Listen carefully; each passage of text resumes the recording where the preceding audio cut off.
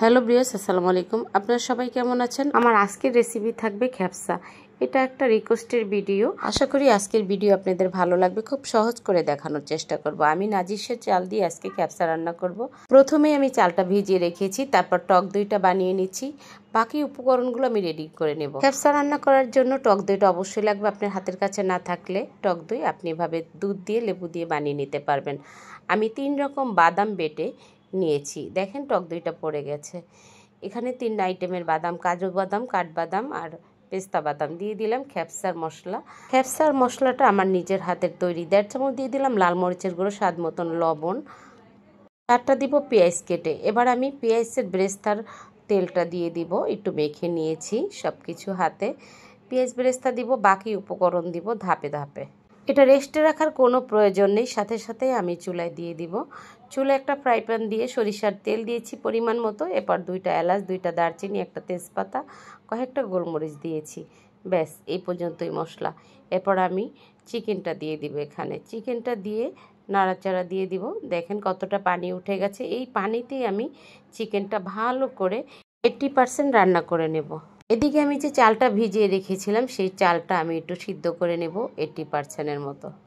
আমি 250 গ্রাম চাল নিয়েছি আর একটা চিকেন নিয়েছি, মানে একটা পুরো মুরগি নিয়েছি আমি 4 পিস করে।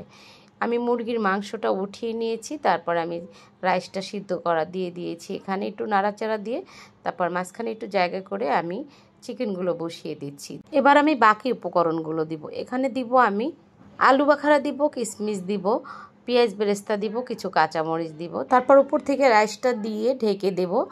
5-6 মিনিটের মতো আমি দমে রেখে দেব। 100% আমার খ্যাপসাটা হয়ে গেছে, তারপরও আমি দমে রেখে দেব আজান দেওয়ার পর্যন্ত। এখন থেকে নো হোটেলে।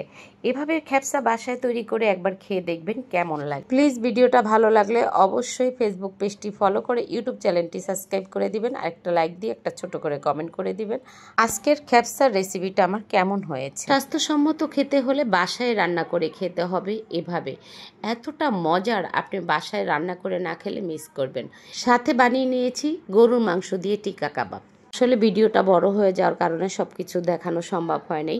ইফতার করে নামাজ শেষে চলে আসলাম আবারও রান্নাঘরে। একটু ভারী খাবার খেলে মিষ্টি জাতীয় খাবার খেতে মনে চায়, তাই না? তাই নিজের হাতে তৈরি করে নিচ্ছি মিষ্টি জাতীয় খাবার, একবারে রসে টলমলো। দেখেন একটা ডিম দিয়ে আমি সুজি দিয়ে পিঠাগুলো বানিয়ে নিয়েছি ঝটপটে, তারপর দুধ দিয়ে ভিজিয়ে রেখেছি। এটা কিছুক্ষণ ভিজিয়ে রাখলে একবারে রসমালাইয়ের মতো হয়ে যাবে। আজকে এই পর্যন্তই। আল্লাহ হাফেজ।